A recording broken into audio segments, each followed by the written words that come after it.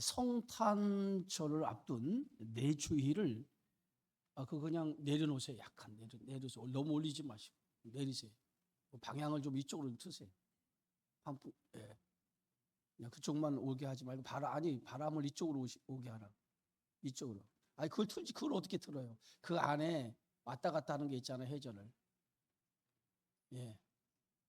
안 돼요? 그럼 놔두셔. 그냥 너무 내리지 말고. 여기는 바람이 안 와서 그래요. 뜨거운 바람이. 됐어요.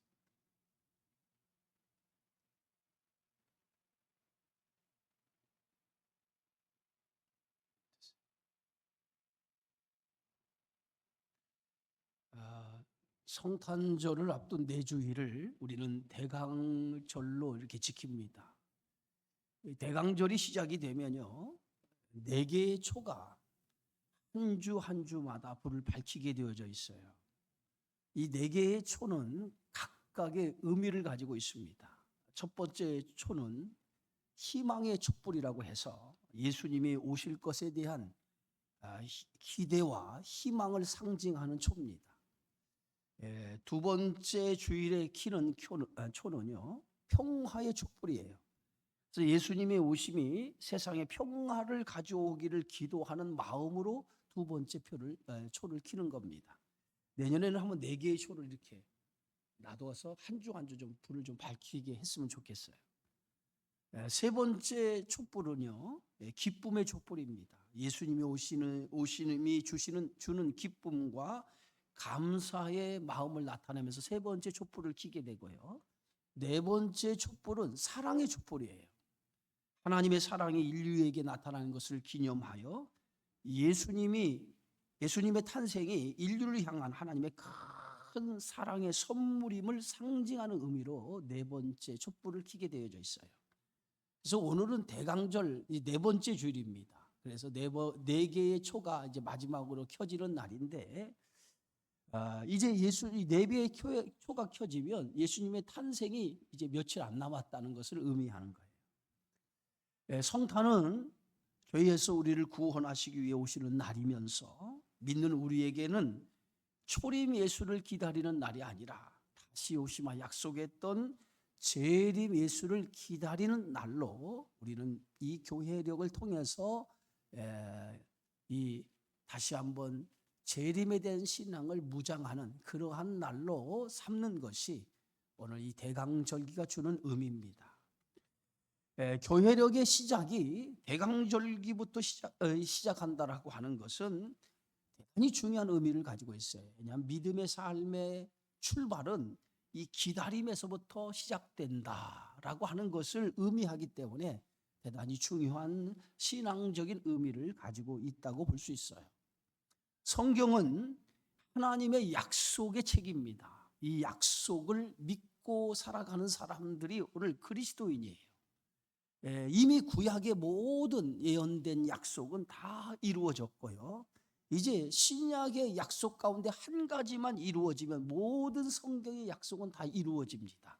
그 신약의 약속, 마지막 남은 약속이 뭐예요? 오늘 요한계시록에 있는 내가 다시 오마 약속했던 예수님의 재림에 대한 약속입니다. 지금 우리는 2000년 전에 태어나신 아기 예수님의 탄생을 기다리고 있지만은 그 당시에도 이 아기 예수 메시아의 탄생을 기다리는 많은 사람들이 있었다는 거예요.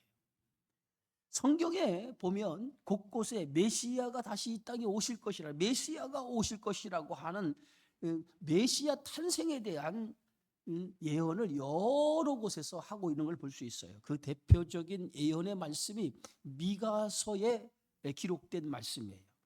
오늘 미가서 5장 1절에 보면 베들레헴 에브라다야 너는 유다 족속 중에 작을지라도 이스라엘을 다스릴 자가 내게로 나올 것이라 그의 근본은 상고에 영원에 있느니라 라고 미가 선지자가 예언을 했어요. 이 미가 선지자는 예수님이 태어나기 전 700년 전에 활동하던 선지자였어요. 그런데 이 700년 전에 활동하던 미가 선지자가 이미 700년 전에 예수님께서 유다 족속 중 가장 작은 곳인 이 베들레헴이라고 하는 곳에 메시아가 태어날 것이라고 하는 것을 예언했다는 거예요. 이 구약의 예언을 바탕으로 많은 사람들이 메시아가 오실 것이라고 하는 것을 기대하며 메시아를 앙망하면서 살아가는 사람들이 있었다는 거예요. 그 중에 한 부류들이 누구였느냐? 바로 목자들이었다는 거예요. 목자들. 오늘 성경의 말씀에 보면 그 지역에 목자들이 밤에 밖에서 자기 양떼를 지키더니라고 말하고 있어요. 목자들이 자기 양떼를 지키고 있었다라고 말합니다. 목자들은요, 당시 가장 천한 부류, 여러 부류 중에서 가장 천한 부류에 속한 사람들이었어요. 그런데 이 목자들이 예수님의 탄생에 대한 소식을 가장 먼저 들었다는 거예요. 근데 목자들이 밤에 양떼를 지키다가 우연히 이 메시아가 탄생하는 소식을 들은 것이 아니라 목자들은 오래전부터 메시아를 대망하면서 살아왔던 사람들이었다는 거예요. 이 목자들의 조상이 누구냐? 이 목자들의 조상이 네갑 족속이었어요. 네갑 족속.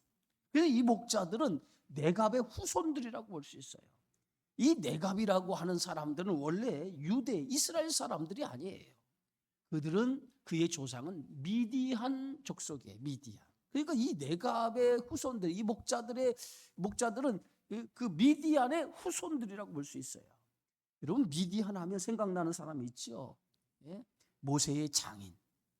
아브라함이 자기 본처 사라가 세상을 떠난 후에 후처를 취해요. 그 후처의 이름이 그두라라고 하는 사람인데, 그 그두라의 몸에서 6명의 아들을 낳습니다. 그 6명의 아들 가운데 4번째 아들이 이름이 뭐냐면 미디안이에요. 그래서 미디안의 족속은 유목민으로 낙타와 양, 이 가축을 많이 길렀고, 요셉이 예굽으로 팔려갈 때에 그 미디안의 장사꾼들이 예굽의 상인으로 드나들 때에 그 미디안 장사꾼들에 의해서 모세를 팔아 넘기지 않습니까? 그래서 이 미디안 사람들은 아주 목축도 잘하고 장사에도 아주 능한 사람들이었다는 거예요. 또 모세가 예굽에서 도망한 곳이 어디예요? 미디안 광야로 도망을 가죠. 여기서 모세는 누굴 만납니까? 장인인 이드로를 만나게 되어지고, 그 이드로의 딸 시보라와 결혼을 하게 되어져요. 이 모세의 장인은 미디안 여러 족속 중 겐 족속으로 하나님을 잘 섬기는 경건한 계통의 사람이었던 것을 볼 수 있어요. 그 가문에서 누가 나오냐면 요나답이라고 하는 사람이 나오는데, 이 요나답은 아주 경건한 사람이었다는 거예요. 그래서 이 성경의 요나답을 뭐라고 소개하고 있냐면, 성경에는 요나답을 여호나답이라고 이렇게 부르고 있어요. 여호나답은요, 예후와 함께 우상에 빠졌던 아합 왕과 이세벨을 숙청하는 그러한 사람이었어요. 요나답은 가나안 땅에서 이스라엘 백성과 함께 살면서 풍요와 바산의 신 바알과 아세라를 숭배하며 우상에 빠져 사는 것을 보고, 자기 후손들에게 경건하게 살기를 바라는 마음으로 3가지 유언을 남기게 되어져요. 후손들에게. 그 3가지 유언이 뭐냐? 첫째, 포도주를 마시지 말라라고 하는 그 유언을 남겨줘요. 당시 모든 사람들이 이 다신인 이 바알을 섬기면서 생사를 기원하는 우상에 빠져 살고 있었어요. 그런데 당시 바알을 섬기는 그 매개체가 있는데, 그 매개체가 뭐냐? 그 포도주였다는 거예요. 포도주.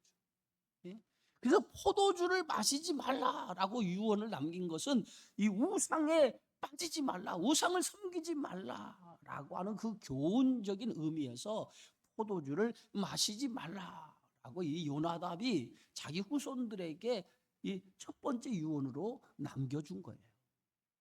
2번째 유언이 뭐냐? 포도 농사를 짓지 말라 그랬어요. 포도 농사. 그 지역에 사는 사람들은 모두가 다 포도 농사를 졌어요. 지금도 우리가 유럽에 가면은 아주 그 산 이렇게 기슭에 포도밭이 아주 무성하게 펼쳐 있는 걸 보게 되어요. 대부분 사람들이 다 포도 농사를 짓고 살았는데 오늘 그 요나답은 그의 후손들에게 포도 농사를 짓지 말라는 거예요. 포도 농사는 그들의 생계 수단인데 포도 농사를 짓지 말라고 말했다고 하는 것은 무엇을 의미합니까? 생계를 위해서 우상에 빠져서 안 된다는 거예요. 너희의 생계 때문에 우상에 젖어 살면 안 된다는 거예요. 예? 그래서 그 포도 농사를 짓지 말라라고 두 번째 유언을 남겼어요. 세 번째 이 요나답이 남긴 유언은 뭐냐면 집도 짓지 말고 장막에 거주하며 살아가라라고 하는 세 번째 유언을 남깁니다. 예? 평생 집을 짓지 말고 장막에 거주하며 살아가라는 거예요. 그건 무엇을 의미합니까? 장막에 거주하며 살아가라고 하는 말은 유목민으로서 가축을 기르면서 살아가라는 거예요. 이것이 뭐냐면 그 레갑의 조상인 요나답이 그의 후손들에게 남긴 유언이었어요. 세 번째 유언이었어요. 첫 번째가 뭐예요? 포도주를 마시지 말라. 두 번째는 뭐예요? 포도 농사를 짓지 말라. 세 번째는 뭐예요? 평생 집을 짓지 말고 장막에 거주하며 살아가라. 이 세 가지 유언을 이 레갑의 그 조상인 요나답이 그의 후손들에게 유언을 남긴 거예요. 여러분, 이 세 가지 약속을 지키고 산다라고 하는 것이 쉬운 일은 아니잖아요. 대단히 어려워. 약속을 붙들고 산다고 하는 것이 대단히 어려운 일이었어요. 그런데 레갑의 후손들은요, 그 선조인 요나답이 세 가지 유언을 남긴 그 유언을 250년 동안 지키며 살았다는 거예요. 250년 동안. 네? 대단하지 않아요? 네? 그런데 유다 왕 여호야김이라고 하는 왕이 있었어요. 유다에 여호야김이라고 하는 왕이 있었는데 그때에 하나님의 말씀이 그 시대에 활동했던 예레미야 선지자에게 임했어요. 어떻게 임했냐면 네갑 사람들 집에 가서 한 방에 그들을 데려다가 포도주를 마시게 하라는 거예요. 그게 하나님께서 이 예레미야 선지자에게 임해서 하신 말씀이었어요. 네갑 사람들을 한 방에 모아다가 포도주를 마시게 하라는 거예요. 자, 그러면 보세요. 지금 네갑의 후손들은 그의 그 요나답의 그의 선조가 유언을 남기기를 포도주를 마시지 말라고 그랬단 말이에요. 그런데 하나님이 이 예레미야 선지자에게 네갑의 그 후손들에게 한 방에 모아놓고 포도주를 마시게 하라는 거예요. 그래서 예레미야 선지자는 하나님의 말씀대로 이 네갑의 후손들을 한 방에다가 모아놓고 포도주가 가득한 종자에 술잔을 따라주고 거기에 마시도록 했어요. 응? 그때에 이 네갑의 후손들이 어떤 반응을 보였냐면 우리는 절대로 포도주를 마실 수가 없습니다. 우리는 절대로 포도주를 마실 수가 없습니다 하고 포도주를 마시지 않겠다고 얘기하는 거예요. 왜냐하면 이것이 누구의 명령이에요? 선조가 우리에게 내린 유언이기 때문에 우리들은 네갑의 후손들은 포도주를 마시지 않습니다 라고 그 예레미야가 권한 그 포도주를 마시지 않았다는 거예요. 그게 예레미야 35장에 보면 이렇게 기록하고 있어요. 그들이 이르되 우리는 포도주를 마시지 아니하겠노라. 네갑의 아들 우리 선조 요나답이 우리에게 명령하여 이르기를 너희와 너희 자손은 포도주를 마시지 말며 너희가 집도 짓지 말며 파종도 하지 말며 포도원을 소유하지도 말고 너희는 평생 동안 장막에 살아라. 그리하면 너희가 머물며 사는 땅에서 너희 생명이 길리라 하였다. 선조 요나답의 이 유언에 의해서 우리는 절대로 포도주를 마실 수 없다라고 예레미야 선지자가 포도주를 마시라고 할 때도 포도주를 마실 수 없다는 거예요. 여러분, 이 유다 왕 여호야김 때가 가장 힘들고 어려운 시기였어요. 경제적으로 대단히 궁핍했던 시대였었고요. 그리고 영적으로는 타락해서 우상이 만연한 그러한 시기였어요. 그리고 나라는요 굉장히 외적으로 어려운 위기에 처해 있는데 바벨론이 언제 침공해서 그 바벨론의 침공으로 해서 언제 나라가 무너질지 모르는 그러한 상황이었습니다. 이런 시기에 하나님의 말씀을 붙들고 하나님의 말씀을 지키며 산다라고 하는 것이 쉬운 일이 아니었다는 거예요. 그런데 이 어려운 때, 이렇게 참으로 어려운 때에 하나님은 예레미야 선지자로 하여금 네갑의 후손들을 시험하게 했다는 거예요. 시험했다는 거예요. 그런데 네갑의 후손들은 하나같이 250년 동안 조상의 약속을 붙들면서 포도주를 마시지 않고 이 조상의 유언을 지키며 살아왔다는 거예요. 그래서 그들은 이 예레미야가 포도주를 마시라고 할 때 끝까지 조상의 유언을 지키면서 하나님의 말씀을 지키며 살려고 애썼던 그 후손들이 누구냐? 이게 네갑의 후손들이었다. 바벨론이 유다를 침공해 왔어요. 그래서 많은 유다 사람들이 포로로 끌려갑니다. 예? 그 포로로 끌려가는데 우리가 성경에 보면 바벨론 침공으로 인해서 예루살렘이 무너지게 되어지고, 예루살렘이 무너지면서 그 포로로 끌려가는데 1차, 2차, 3차, 4차에 걸쳐서 그 유대인들 대부분들이 포로로 다 끌려가게 되어져요. 예? 그때 오늘 성경에 보면 1차로 끌려간 사람이 어떤 사람이냐? 젊고 유능한 소년들이 끌려갔다고 그랬어요. 젊고 유능한. 예? 그런데 그 젊고 유능한 사람들이 포로로 끌려갔는데 그들이 대부분이 왕궁에서 바벨론의 학문을 배우고 왕이 내려주는 음식과 포도주를 먹으면서 3년 동안 왕궁에서 생활하도록 했어요. 그러니까 그들은 바벨론식 교육을 받고, 그래서 바벨론화 문화를 체험을 하면서 바벨론의 인재로 등용하기 위해서 젊고 유능한 사람들을 끌려가서 바벨론 왕궁에서 3년 동안 그들이 왕궁에 생활하면서 바벨론 교육을 받게 되어진 거예요. 여기 누가 있었느냐 하면 다니엘과 그의 친구들이 함께 왕궁에서 생활하게 되어졌다. 이들은 왕궁에서 생활할 때에 왕이 그들에게 뭐예요? 왕이 내려주는 음식과 또 포도주를 그들에게 내려줘서 그것을 먹도록 했어요.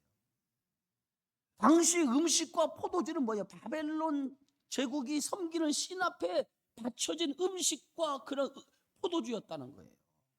그때에 이 다니엘은 그의 친구들과 함께 우리는 바벨론 왕이 내려준 음식과 포도주를 마시지 않겠습니다라고 거절을 하자. 이게 다니엘서 1장에 있는 말씀 아니에요? 다니엘과 그의 세 친구들이 음식을 먹지 않고 왕이 내려주는 포도주를 마시지 않겠다라고 하면서 우리는 뜻을 정했다는 거예요. 왕이 내려주는 음식과 포도주를 마시지 않겠습니다. 우리는 뜻을 정해서 왕이 내려주는 음식과 포도주를 거절하겠다는 거예요. 여러분, 여기서 뜻을 정했다, 뜻을 정하여라고 하는 그 말의 의미가 뭐냐면 더 좋은 가치를 위해서 우리는 덜한 것을 내려놓겠다는 거예요. 그럼 더 좋은 가치가 뭐예요? 우리는 하나님의 말씀을 생명과 같이 여긴다는 거예요.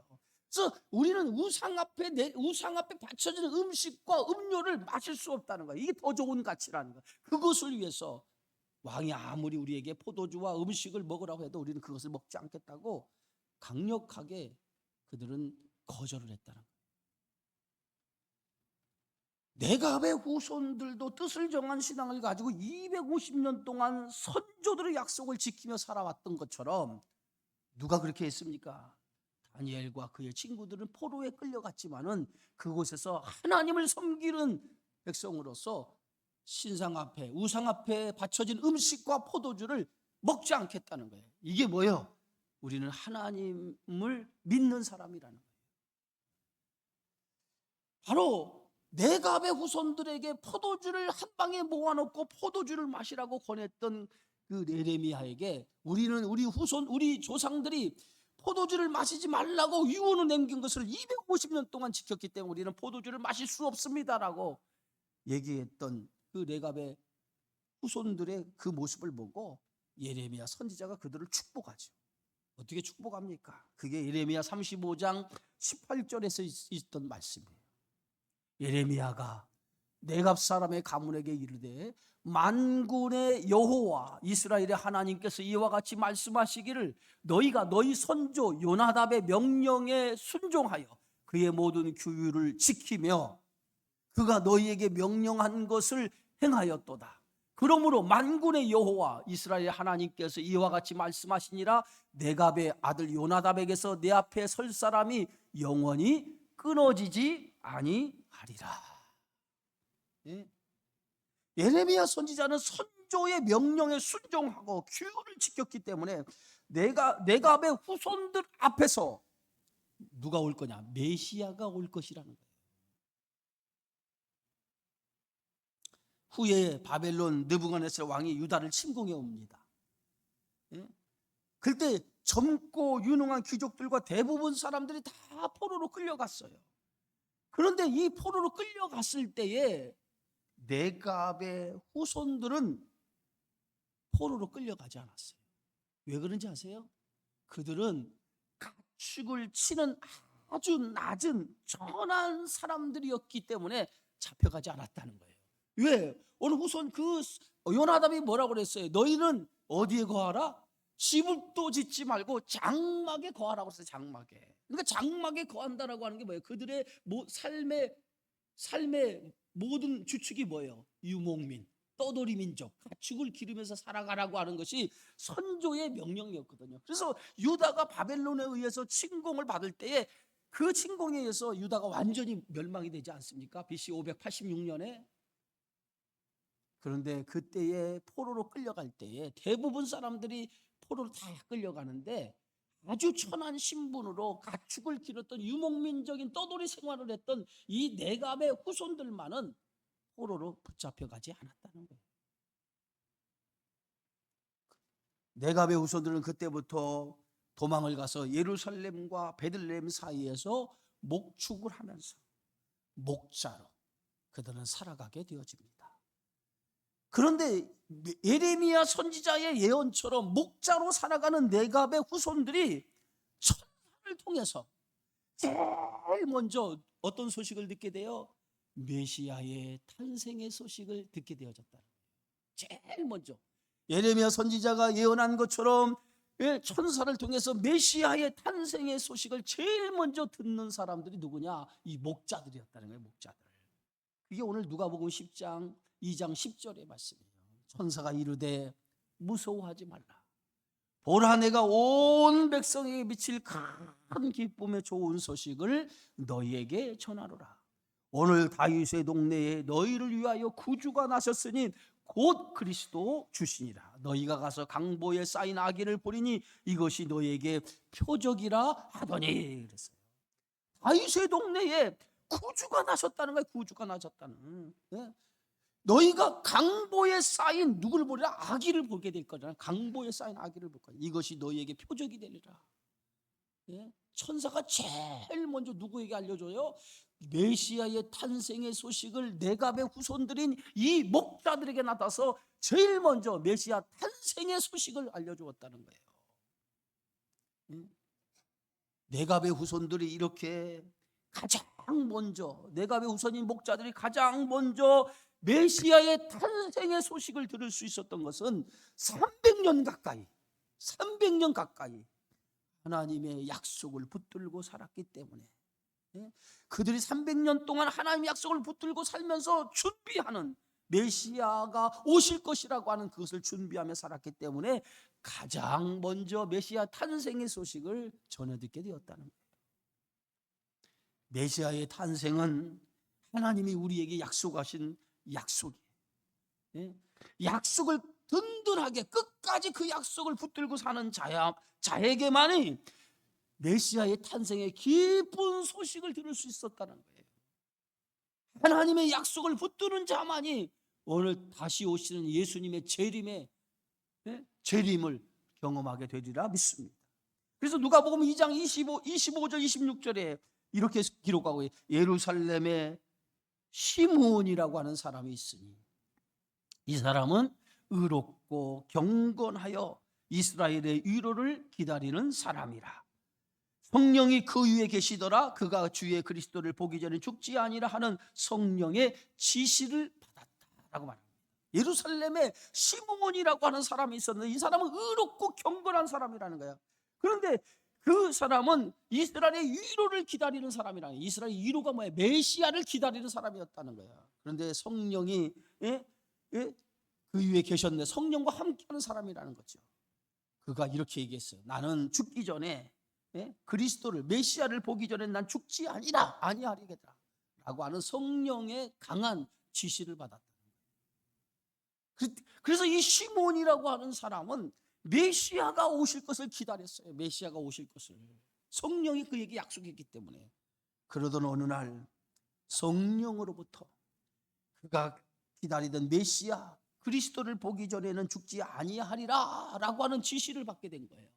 너는 죽기 전에 반드시 메시아를 보게 될 거라.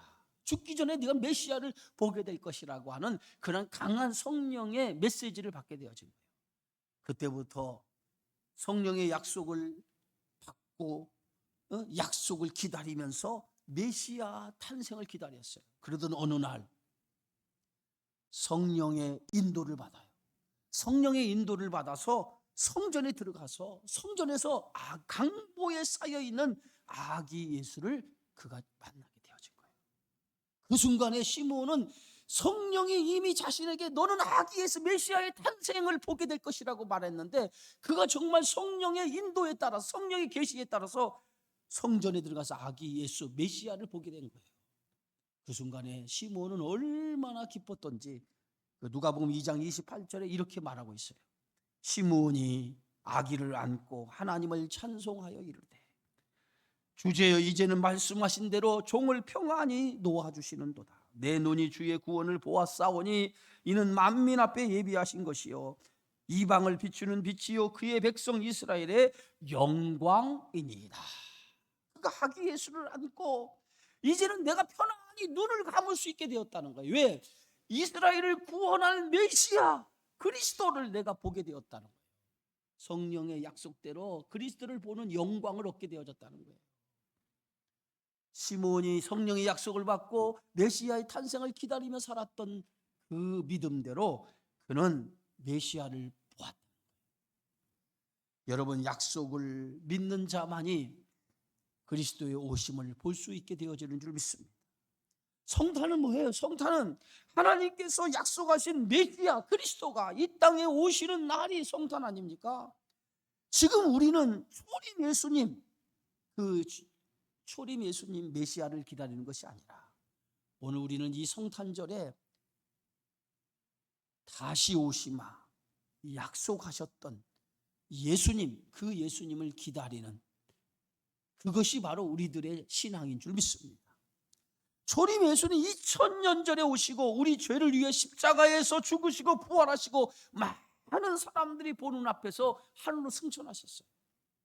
예수님은 하늘로 올라가시면서 오늘 사도행전 1장 11절에 이렇게 말합니다. 갈릴리 사람들아 어찌하여 서서 하늘을 쳐다보느냐. 너희 가운데서 하늘로 올려진 이 예수는 하늘로 가심을 본 그대로 뭐하리라? 오시리라. 다시 오시리라. 예수님은 십자가를 지기 전에도 제자들에게 이렇게 말씀하셨어요. 내가 너희를 위하여 거처를 예비하러 가노니 가서 너희를 위하여 거처를 예비하면 내가 다시 와서 너희를 내게로 영접하여 나 있는 곳에 너희도 있게 하리라. 예수님은 거처를 예비하고 다시 와서 예수님이 나 있는 거처를 예비하는 곳으로 제자들을 데리고 가시겠다라고 말씀했어요. 지금 우리는 초림 예수를 기다리는 게 아니에요.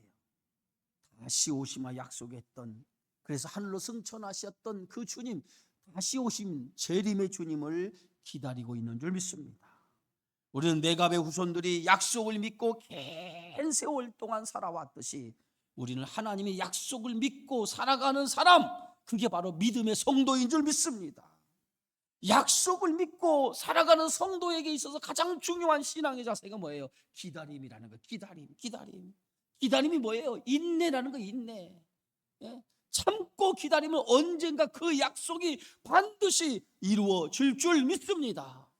그래서 베드로후서 3장 9절에 베드로 사도는 이렇게 말씀합니다. 주의 약속은 어떤 이들은 더디다고 생각하는 것처럼 더딘 것이 아니라 오직 주께서는 너희를 대하여 오래 참으사 아무도 멸망하지 아니하고 다 회개하게 이르기를 원하시느니라.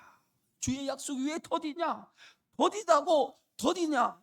그 이유는 한 사람이라도 멸망하지 아니하고 다 구원하시기 위해서 하나님이 참고 기다리는 시간이라는 거예요. 그래서 주의 약속이 더디게 이루어진다는 거예요. 그래서 예수님의 재림이 더딘 것은 몇 가지 이유가 있어요. 그 첫 번째 이유가 뭐야? 우리를 위해서 준비하는 시간이라는 거예요.